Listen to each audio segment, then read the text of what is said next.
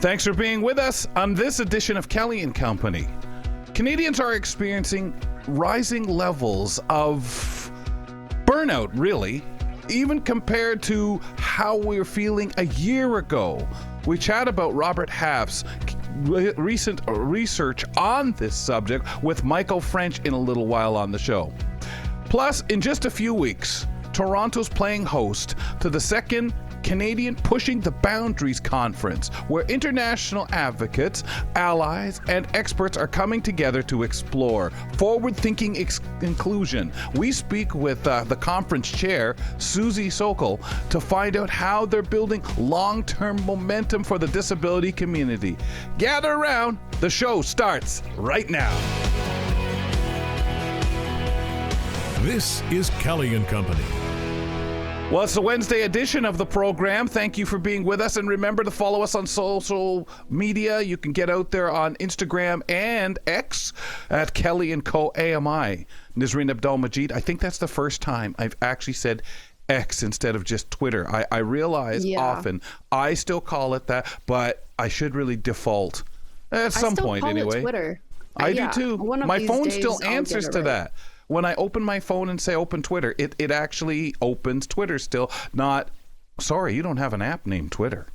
Yeah. No, I don't think I'll ever get used to it at this point. I hate calling it X. I refuse me too. to. Yeah. I think I've always had trouble, and I don't know, it's kind of weird because broadcast entities over the years, where I went to college, we just called it 6X, or later on they went to the X. And I've just never been a fan of anything like that, setting something apart. But then again, I didn't like the craze when radio stations were calling themselves names. You know, the Jack FM craze and stuff like that. I've never, like, what? I know in broadcast school we're taught to think of that ideal listener. Who are you targeting? Well, we're targeting said so-and-so because they're a 35-year-old guy who, you know, is a single and so on, loves his rock music, or whatever the description might be. That's what you were taught in school. But I just, don't go naming radio stations after that guy, Harry or Bill or whatever he might be. It just doesn't seem right. Same. It feels wrong. I don't know. It just, I get so uncomfortable with that. It's a weird feeling. But with X, I don't know if maybe it's a Gen Z thing where they don't really care. And I'm obviously a millennial, so I don't fit into that crowd. But I also don't like change as well. Right. So for me to go from Twitter to X it just feels wrong, and I don't think I'm gonna do it anytime soon. Well, I'll tell you what we'll do. We'll mention that we're out there on social media, so we've done that work. We're on Twitter. That's right. We're on YouTube. You can check us out there, and of course, listening to the program on Kelly Audio. I mean, AMI Audio daily. So Leanne Barta is an independent living skills specialist, and she's back with notes on kitchen safety for the blind and low vision home cooks out there. Leanne, let's start today with food safety and handling. Sure. So let's get into it a little bit here. So before you start out, you kind of want to make sure you have all your good cleaning supplies on hand. And I know we've talked about it before, but always having things like in a little caddy that has like your Lysol wipes, your paper towels. Some people like to wear gloves when they're handling meat and fish, a good disinfectant spray that's good for multi-surfaces, or, if you want to go with your standard spray bottle with vinegar and water. So have those at hand depending on the task that you're about to take on. Okay, great. And nearby to reach them. I know I always like to be able to get to my paper towels. What should we think about regarding our ingredients? Is now that you're thinking of all those things for cleanups and stuff like that, I think you got a little note here that I find very fascinating, because I don't know how often we quickly think about it, even though we know wash our hands, you did this, you touched that, you don't want to have cross-contamination. Yes. So you don't want to risk cross-contamination, especially with things like eggs or fish or meat. So like after you crack eggs, you want to make sure that you've made sure that the counter is clean, and that you want to make sure that your hands are washed right afterwards. And then same thing with the meat. You want to wipe it in between. And if you're using a specific cutting board, that as soon as you finish handling that particular meat or product, you want to wash it and disinfect it before you start with the next thing. Last thing you want is to get sick before, having a lovely dinner. And really sick, because you cross with the wrong, you're in trouble. Oh yeah, exactly. And then of course, you want to make sure it's stored properly. So having good sealed zipper bags that are going to make sure that it doesn't leak, because the last thing you want to do is you have, you're defrosting ground beef in the fridge, and then the next thing you know, there's like pools of liquid and all over your fridge, which is then contaminating everything else. Yeah, it's gross. So I tend to keep my Ziploc bags in a bowl at the same time, just to make sure that they're for sure not going to get everywhere else. Okay. Now, the next thing is proper temperature.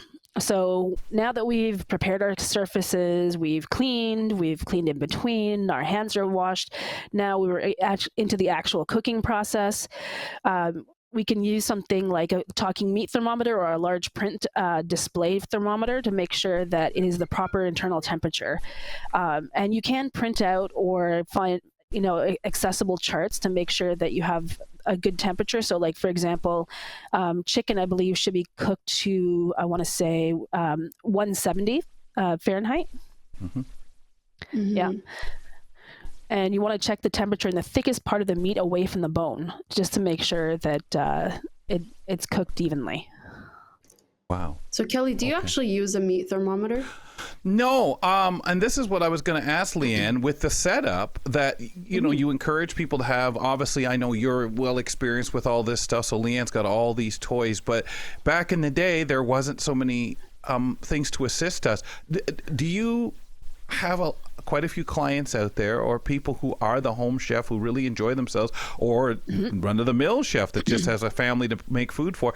Do they have a lot of the accessible materials, equipment that we're talking about?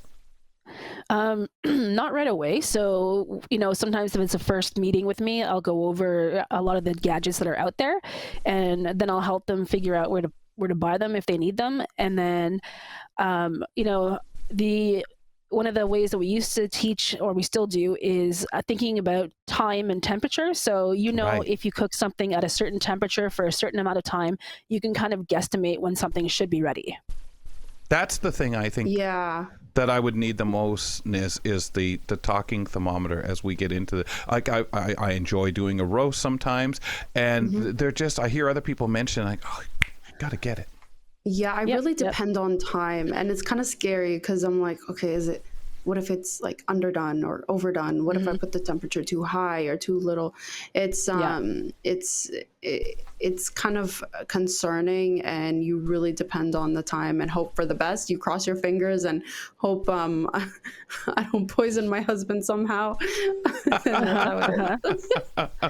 Well, and I also forget, and I turn to the smart speaker a lot, but we're always warned about checking online, but I think it's pretty safe with this.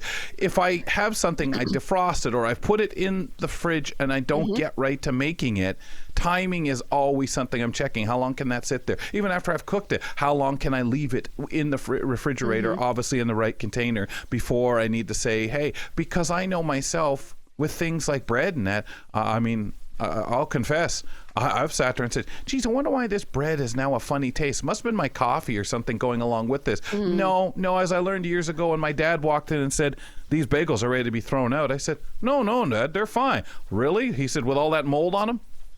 Oh, yeah, I guess they should go out. I have found that I have made mistakes like that. And of course, you don't want to make a mistake. Mold's one thing, but you don't want on bread, but you don't want to make that mistake because you left something in the refrigerator too long.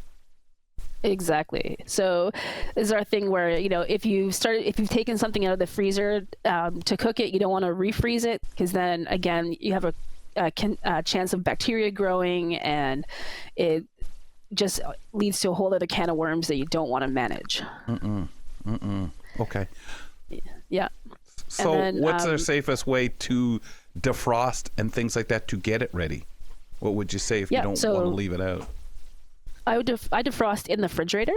One of the quickest ways that I've learned recently is you can defrost in warm water in the sink, and it doesn't take very long, like maybe 15 minutes at the most, and that works pretty well. And the other one is to use the defrost function of the microwave. Yeah.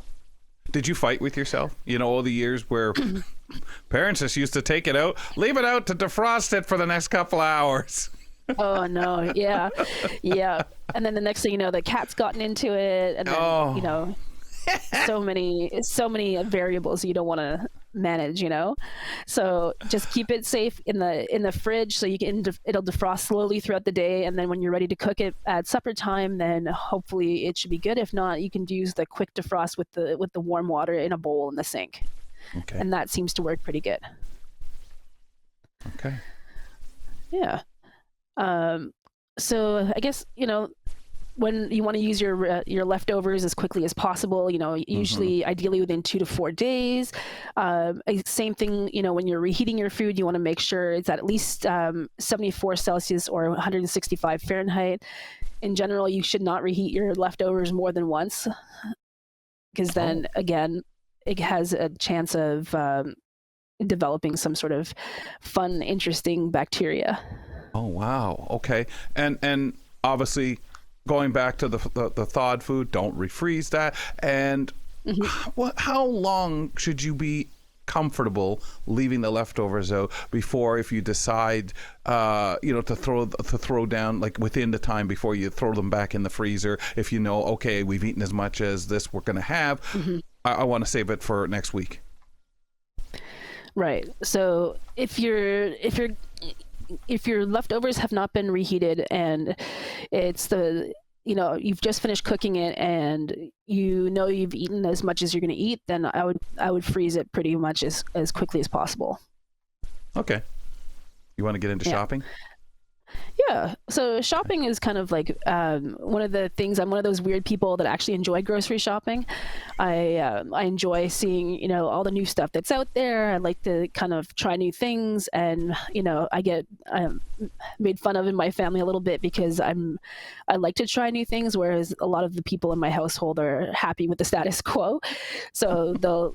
We get home, they're like, "Oh, what is this interesting drink that you've picked up?" Or odd snack flavor. Yeah.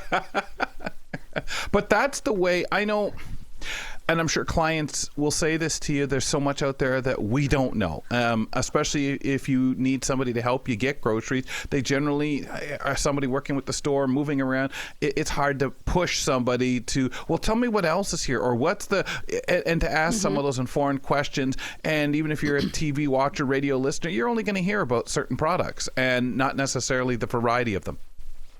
Exactly. And, when you get out there, you realize there's so many really interesting things out there, and that could add, new flavors and new textures to whatever you're making, and can sort of switch up the monotony of having the same things over and over again. Yeah.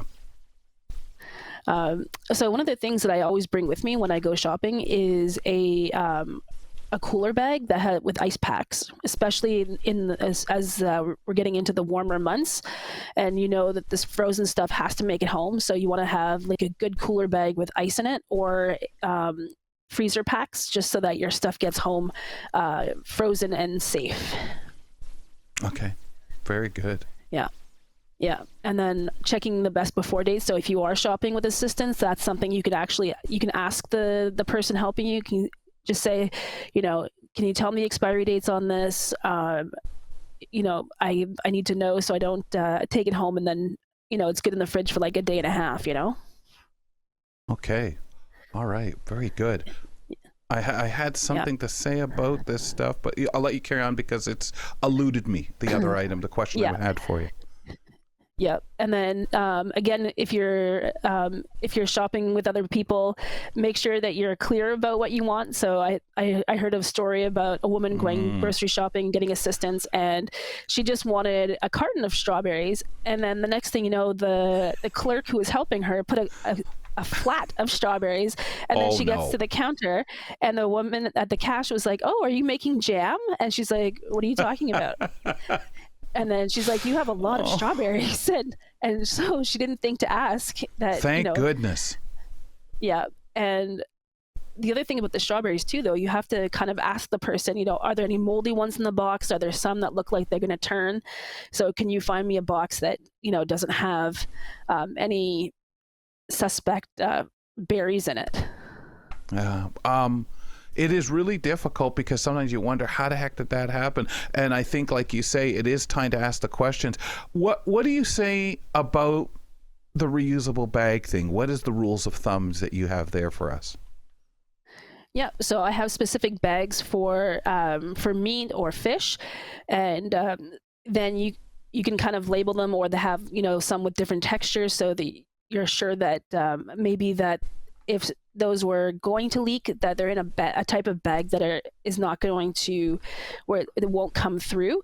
So I know there's some that are a little bit more like the plasticky texture as opposed to more of the cloth bag. So kind of think about, what you're putting in the bag and making sure that it's going to get home in the same condition. Great. Yeah, I love the whole being careful because, again, reusable is awesome, but you do make sure you do your cleaning and stuff for, again, the cross-contamination and that problem that can happen. What about payment? I mean, you get in line, you get anxious, and unfortunately some of the places now are going to the automated systems, but I know there's been some pushback there. We'll save that conversation for another day. Yeah, exactly. And a lot of the ATMs are not, the payment terminals are not accessible. Right. I know they're trying by making some of the buttons tactile, but they don't talk yet, which I hope will change pretty soon. Yeah. But you have Tap, you can pay with Apple Pay. If you are paying with coins and bills, make sure you know what they are ahead of time. So organizing your wallet by bill, so you have your 5s one way, your 10s folded in half, your 20s in a long rectangle, just so that when you get to the cash, you can take it out quickly and be confident that you have the right denomination of money, so that you can feel good about paying, and you kind of look a little bit more confident, as opposed to someone, like I hear horror stories of when I get to clients' homes, they're like, "Well, I just opened my wallet and I let the clerk take what they want," and I'm like, "Please, no. Oh my gosh! And just the hurrying, the dropping, the leaving something. If you pay with your phone, you pull out, you put it down. You just gotta put yourself in the best position to succeed and take your time. Excellent, Leanne. Thank you. We've got everything covered. This is great. Yeah. Well, happy shopping and happy cooking, folks. Best to you for the Easter, because we know with all this shopping in, you've just sent everybody out to keep all these things in mind as they prepare for their dinners. Absolutely. Have a great holiday, guys. Thank you. You too. We've covered a ton of kitchen safety in the last 2 months. Independent living skills specialist Leanne Barda. Next month, who we have back, we'll get back to meal planning and learning how to do it efficiently. Awesome. Really good talk. Nisreen, this is an interesting day, April 16th, because really it's Canada Film Day.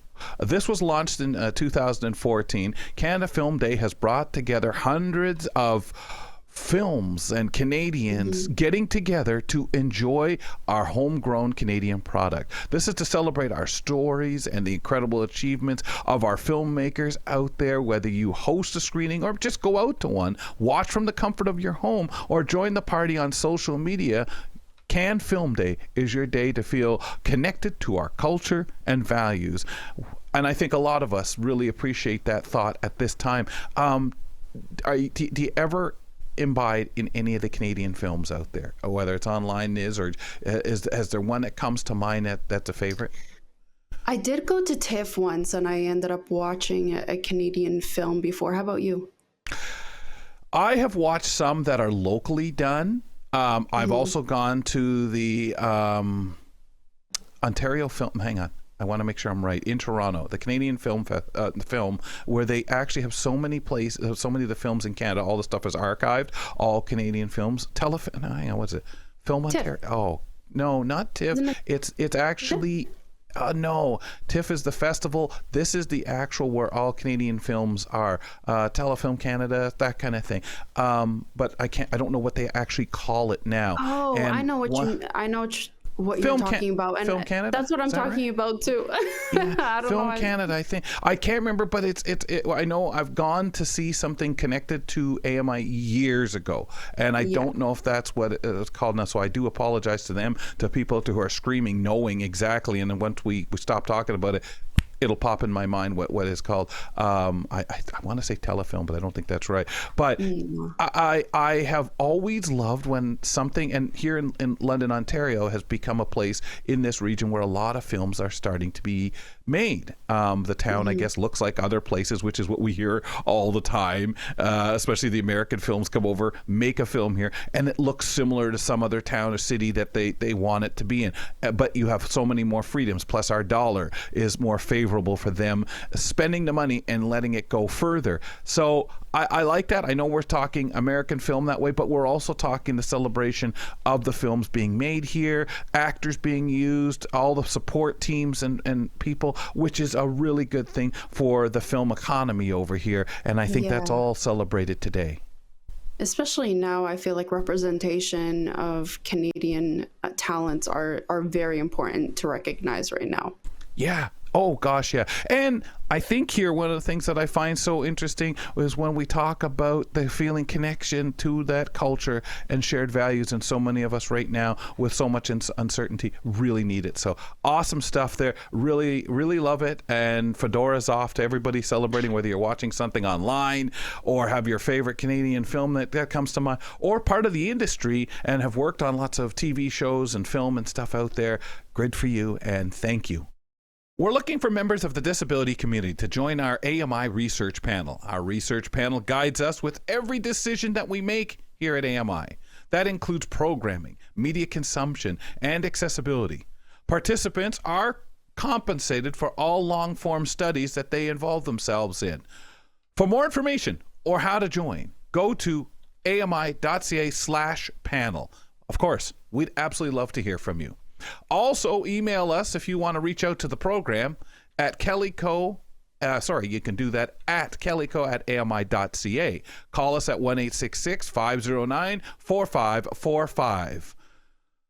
Well, April is Stress Awareness Month, Nazreen, just something we need to put on our radar, need to know about. And this year, new research from Robert Half shows that Canadians are experiencing rising levels of burnout.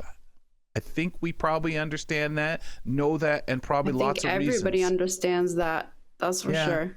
Yeah, and I think we even can sit here and come up with our reasons, whether they be justified or not. According to a survey of nearly 1,500 professionals in Canada, 47% of workers report feeling burned out.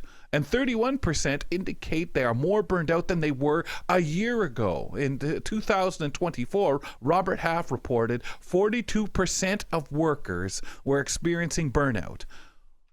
While in 2023, the number that Robert Half had was 33%. So let's chat about these new findings that are out there and the implications with our friend Michael French from Robert Half Canada, who joins us once a month on the program.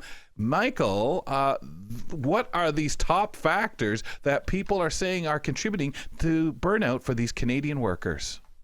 Hi, Kelly. Hi, Nazreen. Well, this is not surprising, but at the same time, I am surprised. You talk about the progression since 2023, and you got to think, 2023, that was mid-COVID. And so how are we more stressed out now than we were during the global pandemic? But you know what? There's lots going on, and the burnout all comes down to, from what we can understand from people we surveyed, down to work. But I'm going to throw a few more things in there at the end that are just sort of my opinions. But we're hearing across the board, 40%, heavy workloads and long hours. And that seems to be the story we've been hearing for years, though. But then we have emotional and mental fatigue just behind, a couple of points behind. And that's sort of the stress that you're under and your ability to handle that. It comes down to sort of are you, how is your EQ, emotional quotient? And then it comes down to work-life balance, and that's been a long one. You know what? We've talked about work-life balance for a long time, and during Hmm. COVID, we kind of solved that one. We were all at home. We had better work-life balance, but we tended to work into the evenings and work longer. So maybe we've never really solved that. We keep finding new parameters and sort of new areas where we're slipping. And then this is one I thought would go away after COVID was the Yeah. lack of professional growth. You know what? During COVID, a lot of people did not have change of positions. They were sort of stagnant in their careers. We kept thinking, okay, once COVID's over, then we're going to all have some promotions. Be more promotions and more career conversations. But that hasn't happened. We're seeing that coming through just around 30%. But the last one worries me here, and that's the lack of management support or recognition. And Yeah. part of that could be, though, Yep. management just not understanding or having any solutions that they can provide and maybe turning a blind eye to it. We're working in a world now where hybrid has become the standard. And I think a lot of people think, well, that's the answer. You can work from home when you want, work in the office when you want, but there's more to it than that. So managers need to actually step up and talk to people and talk to their employees about what's going on in their life. But I want to throw a couple more in here.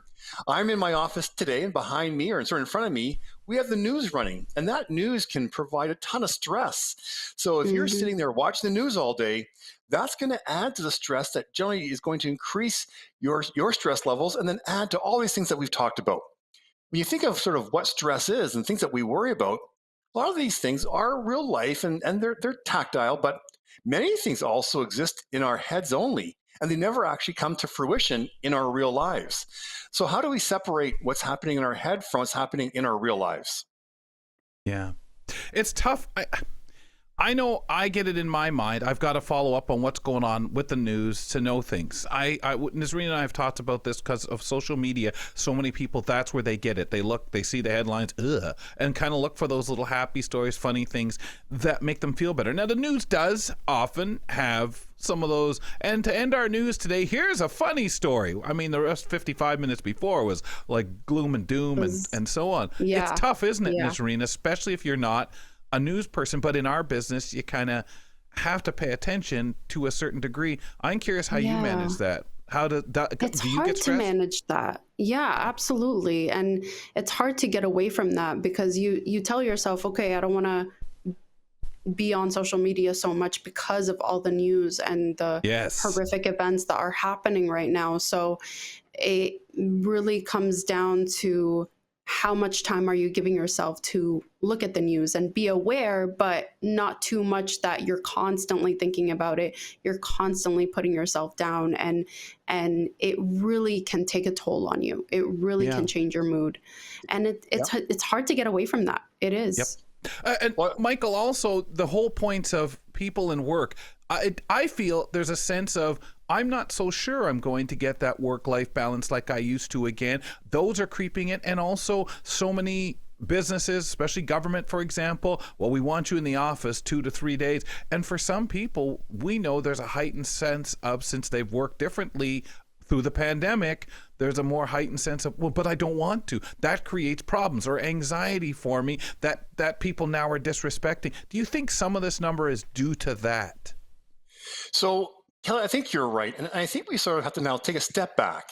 We may have to realize that COVID happened suddenly, rules changed urgently, and there was no way around it. And as we've come out, businesses now are adapting. We're hearing a lot of companies talking about being more flexible, but you have to come back to the office, whether it be for 2 or 3 days. And the more we hang on to, yeah, but 3 years ago I was at home 5 days a week. Yeah, but, maybe it's, you know what? It's the way to say it is saying, yeah, you know what? Thank you. I'll figure out how to best implement that within my life. Talk about what you can do when the kids drop off is, when the kids pick up is, when the kids soccer game is, or when you have something special in your life and work around it. Um, it's going to come down to some kind of, I don't want to say balance, but maybe it's integration. How work and life integrate together.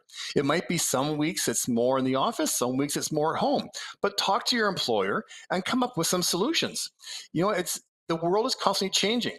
We saw lots of change 5 years ago, but the world is still changing, and it doesn't have to always be dictated by what you see on TV. you can sometimes be the author of your change, but provide a solution.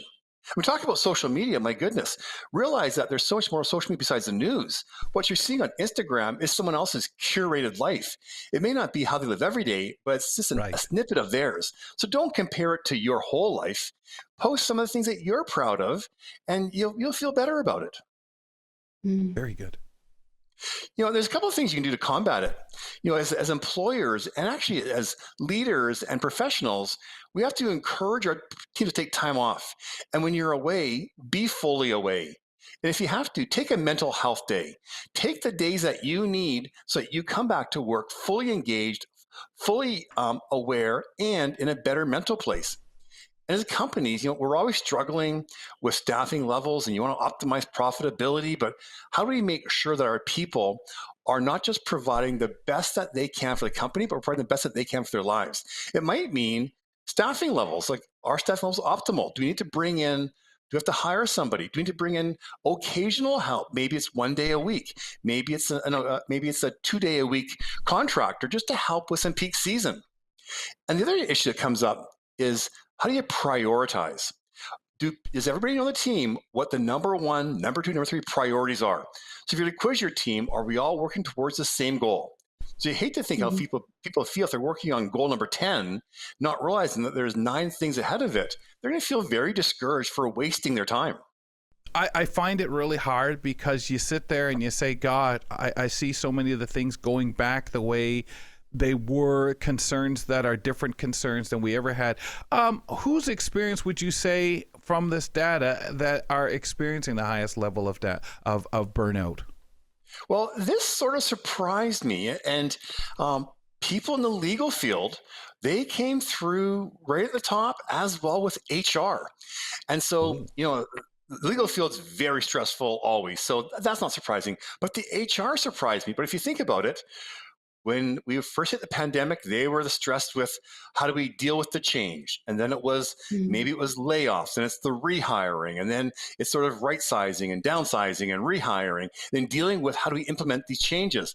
The big boss is saying, okay, back to the office, and HR's got to figure out how do we get there and what's the balance? So they're the ones coming through with very, very high levels of stress. And that was over 50%. So that's very concerning. The other one, not surprising, it's working parents. That's always a group that's trying to balance kids at home.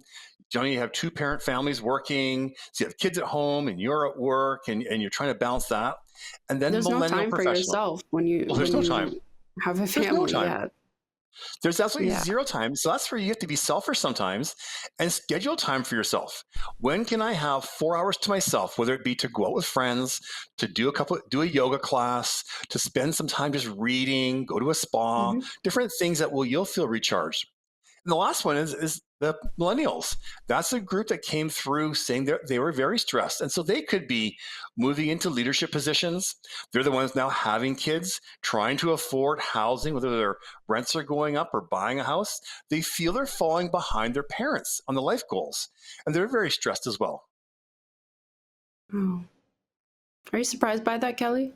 Absolutely not. I think that whole list, I totally think, okay, sorry.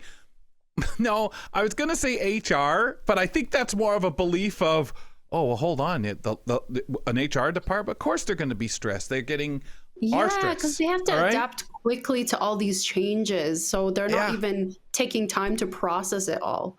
And how are they being fair? And things like we just talked about when that staffer comes and says, listen, I've learned through the pandemic, working at home is so important to me. And when another staffer is at the door saying the same thing a few days later, it's no longer just, Kelly needs a special accommodation, because we're looking at an accommodation that going forward, Michael, probably helps more than just one person in a company or certain circumstances. And that's not to take away from one person needing a certain accommodation. Well, and that's interesting, because if you were to ask many professionals, they may say, HR causes my stress. So just the nature of HR, I think, there are people who don't always they have a challenging message that they have to deliver. It's not always sunshine and roses. Sometimes life is tough in HR. Many times it is, but yet that's what they're tasked with doing. I got a message that said, "Why are you smiling when Michael says that, Kelly?"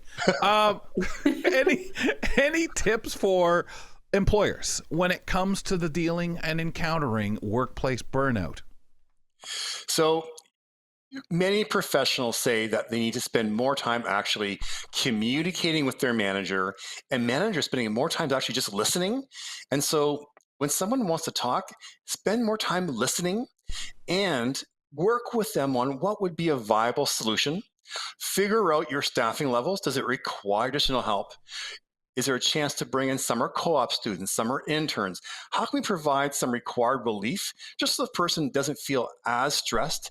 And then figure out what's the plan for the second half of the year. My goodness, we're coming up on soon. We're going to be halfway through Q2. It's hard to believe, and we're going to be in the last half of the year. That seems so crazy to me. But start figuring out how can we start relieving some of the stress in the last half of the year.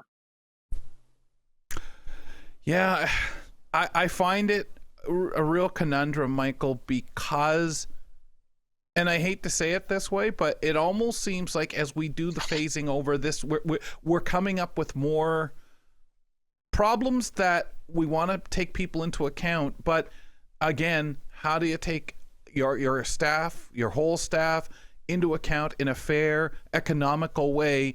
And I think a lot of us are feeling the shift back to the way it was. Maybe that's because that's what we know and what has worked for hundreds of years. I think we've seen many shifts in the last couple of years.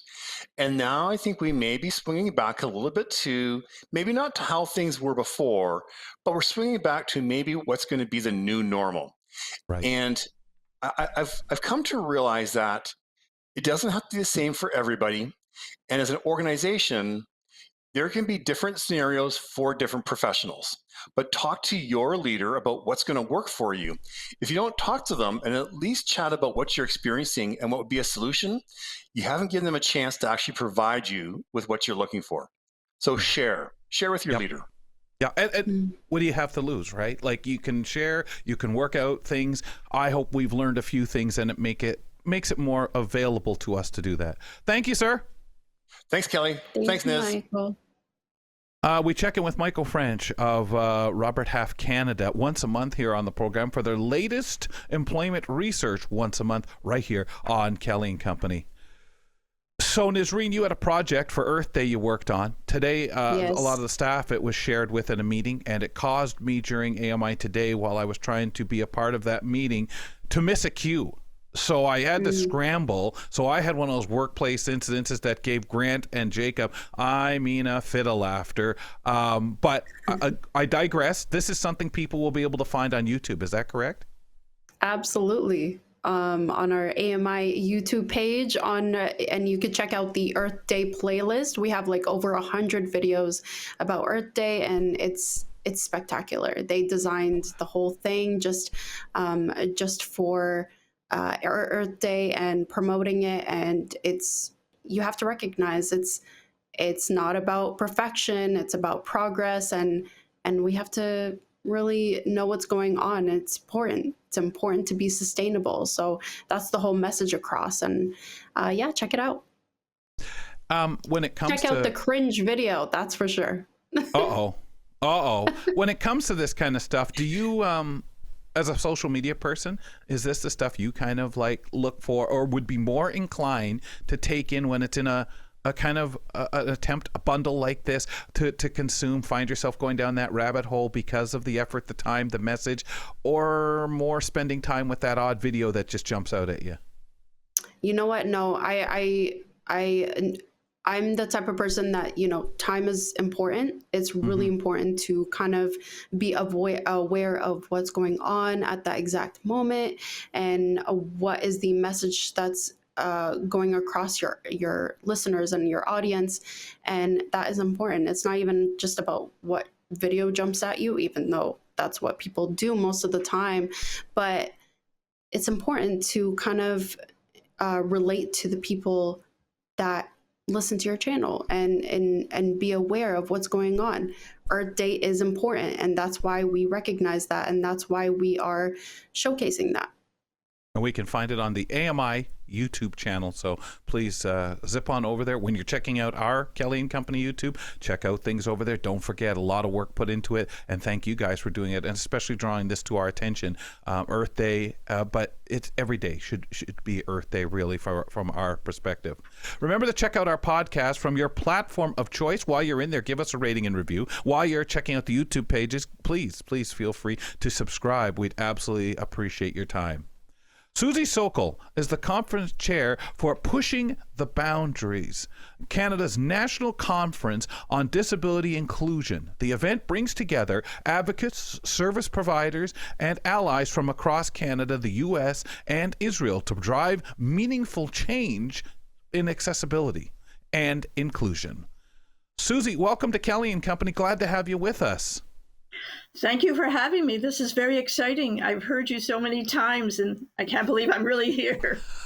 Well, thank you for the time, and really anxious. When I saw the publication for the event, I thought, wow, this would be really good because, again, I didn't know a lot, but we're going to get to something right off the top that really surprised me, excited me. Second year, okay, but you've got more than 60 speakers at the event, from keynote presentations and breakouts, that kind of thing going on. Can you fill us in on how this came to be, along with the key themes for this year? Sure. We have an advisory committee that is national, from all the cities across Canada who are passionate about disability. We've worked on the conference for over 1 year, and we wanted to create the most impactful conference. Each speaker was carefully chosen, and each session was specifically designed. The attendees will hear leaders in the various fields, building an intentional community through housing, scientists with cutting-edge updates from the Holland Bloorview Kids Rehabilitation Hospital, employment, social enterprise, and more. There will be speakers from Montreal, Ottawa, Toronto, Calgary, New York, and Israel. You will meet and hear 3 adults with lived experience. Julian, who has worked for over 16 years in the Sport and Entertainment Center. Terry, who has worked for close to 10 years at Stelco, a very welcoming business. And Zachary, who has 2 degrees from York University, writes beautifully, who will share his thoughts about an inclusive community. Wow.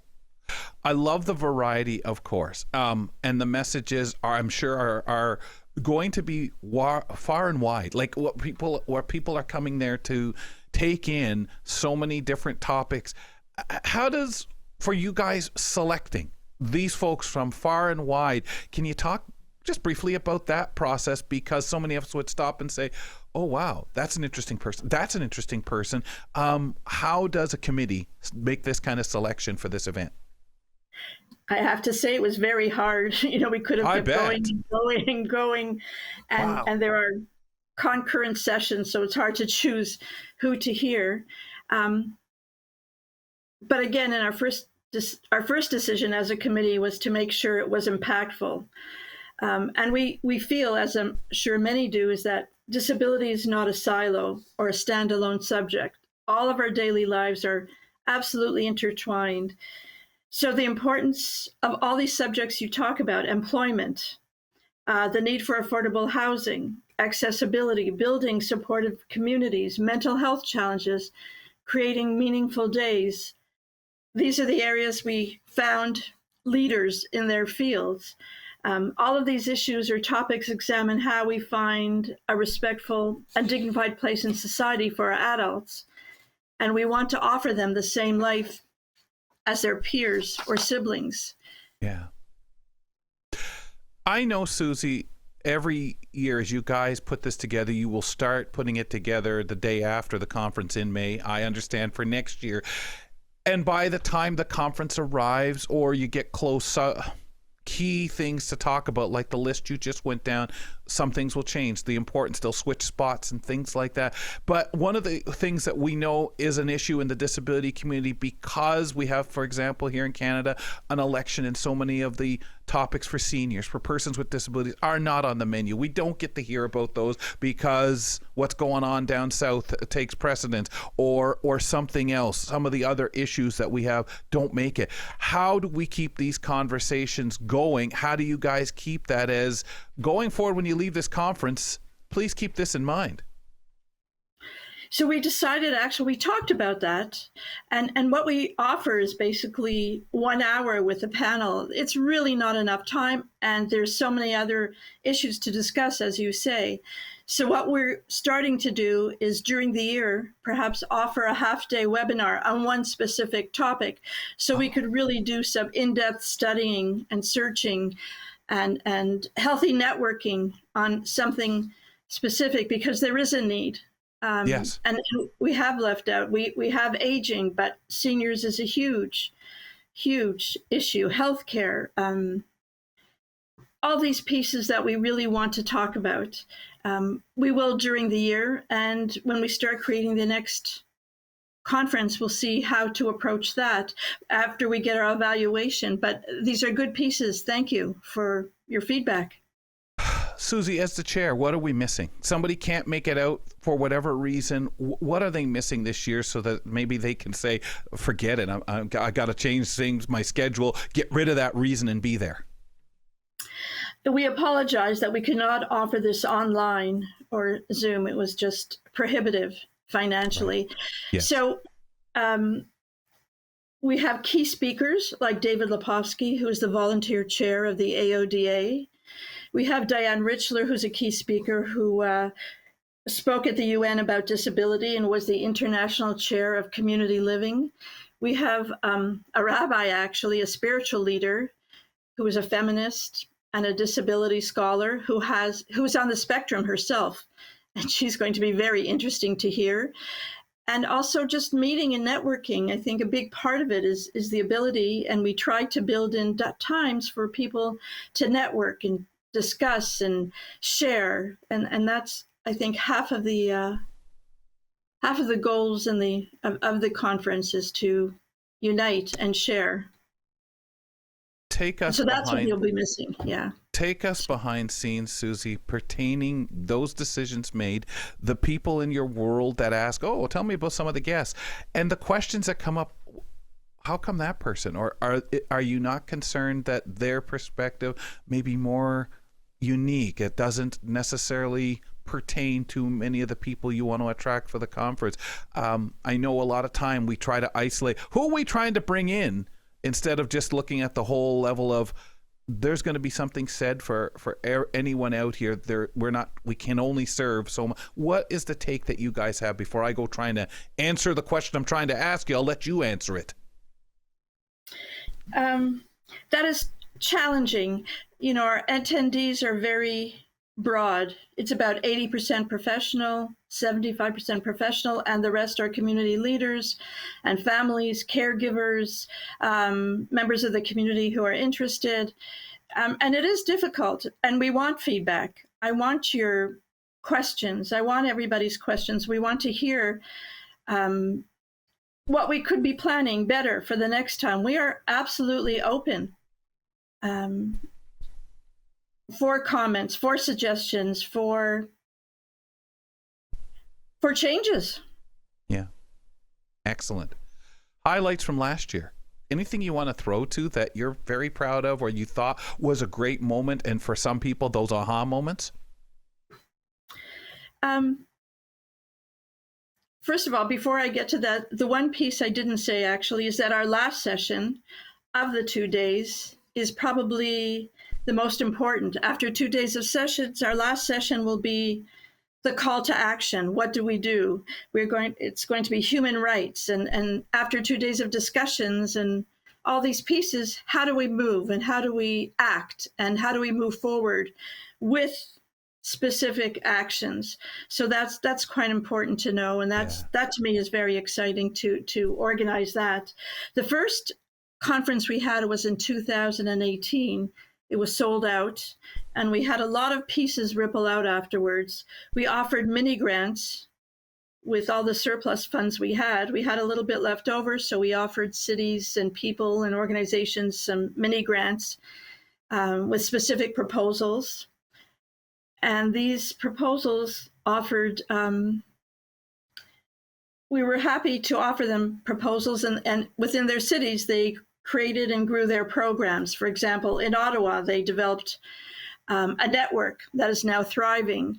Or another exciting outcome of that conference was the birth of the Canadian Centre for Caregiving Excellence, which exploded in strength and changed the Canadian landscape of caregiving. Very proud of that. But that came out of the last conference. So there's a lot that can ripple out afterwards that we are hoping will happen in many ways, in many avenues, in many facets.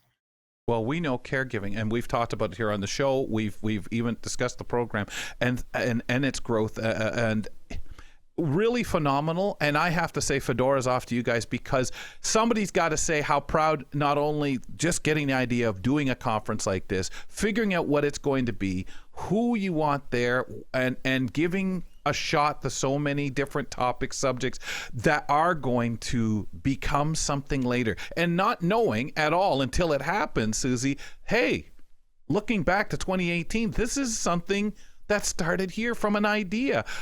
That's a lot of stuff that a lot of people need to be proud of. Thank you so much. There's such a need, as you know, such a need, and we're already starting to plan for 2027, and we will take everybody's comments and evaluations and suggestions into our thinking and planning. I want to know about money, funding of something this big, and again, you do it. You don't do it every year. You do it on what I want to say quarterly, not really quarterly. What's the terminology? You're looking at really doing it when you can, 5, 6, 7 years apart. I'm sure that has a lot to play into it. But as this year's planning, did you find it easier to get that financial support? You sound like you guys have to have a nice plan of what you intend to do as you pitch for it, or organizations pitch to say, hey, I want to be here. This is what we'd like to do. This is the importance of the event. Can you talk a little bit about that? We have been very fortunate. It is a costly venture. There's no question about it. We have 2 breakfasts, 2 lunches, a dinner celebration, community celebration, bringing in some speakers. We try to help people who want to attend and don't have the needs to attend. We will speak to everyone about the possibility of them attending. We don't want to leave out anybody. So we really set the bar high in terms of what we wanted to create. We're not at a hotel. We're at a community center, which is just lovely, newly built. And we fundraised. We're very lucky and fortunate to have fundraised almost getting there, almost enough to cover all of our needs. We still have a little ways to go, but we still have a few more weeks. So I know we will get there. We got our first few donations that were quite high and covered our dinner and a lot of our conference. Wow, good for you We're guys. very lucky. Yeah, very lucky. That's amazing, and we're all going to benefit from this. Susie, tell us first of all how to go and get information, and I think you want to mention a special offer for those taking this interview in who mentioned AMI. Can we talk about that? Sure, gladly, happily. We have one generous donor who offered some monies for those who would like to attend. And because of that donation, we are lowering the cost for AMI listeners. The cost now, which is quite high, I understand, is $450 for registration and for attending. But for AMI listeners, we're offering a deduction to $250 for a ticket for registering. And if you go online and email capital PBT2, pushing the borders 2, at RENA.org, REENA.org, O-R-G. RENA is the leading organization. They will send you to find our code, and you can view the speakers, you can view the sessions, the schedules, you can get all the information and the specific code for what you need to get your deduction. But unfortunately, there is a deadline by Monday because the conference is in 2 weeks, and we have to give numbers to caterers and the location, etc. So you do have the possibility of a $250 ticket to the whole conference, but you have to do it by Monday. Okay. At noonish. All right. Yeah. Well, we got the Easter weekend, so folks, take the time to do that as you're hearing this. Back up the information if you're listening in on the podcast or on YouTube. Certainly go check this out. This is very generous, Susie, of you guys for our listeners, for people who want to be able to. And as you mentioned, we all know we all know the most that in our community it can be a little challenging. Financially to attend something so valuable. Susie, I got about a minute or so. In closing, what else should people know?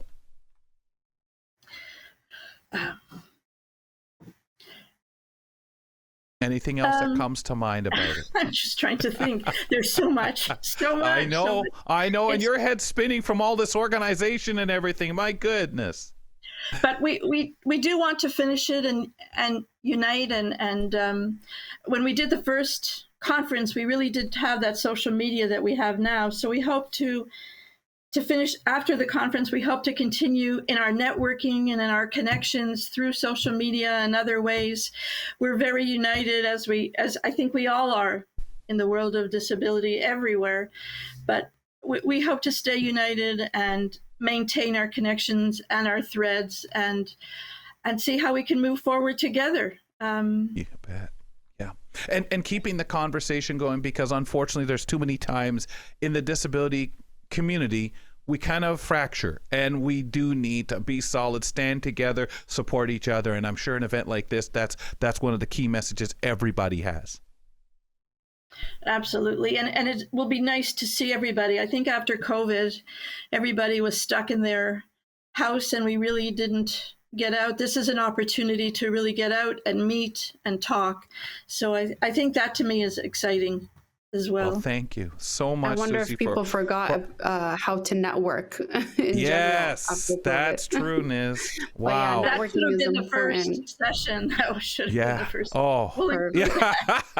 Well, with all the key speakers, I'm sure someone is an expert on that. Susie, thanks a lot for making time and coming on the show. Thanks so much for the listeners that are able to take advantage. $250 for the 2 days. We so appreciate it. And thanks for being a part of our show today. Thank you for your time and your discussion. It's been a true pleasure. Thank you. That was Susie Sokol, conference chair for the second Canadian Pushing the Boundaries Conference. That's happening May 5th and 6th in Toronto. Folks, you still have time to register, and there's a link that you can find on our YouTube video description that gives you more information. On the next Kelly and Company, does the famous Leonardo painting, Da Vinci painting that is, the Mona Lisa, have a sound? Arts and culture contributor Amy Amanti brings us a new project from Dolby that experiments with connecting audio to visual, called Sound of a Masterpiece. Plus, Lawrence Gunther explains how the heck the dire wolf is back after its 12,500-year absence from Earth. Those conversations, part of our Thursday show. Waving at you. Have a great day. Thanks for tuning in to Kelly and Company. Follow us on all social media, and don't forget to like and subscribe to the channel for more.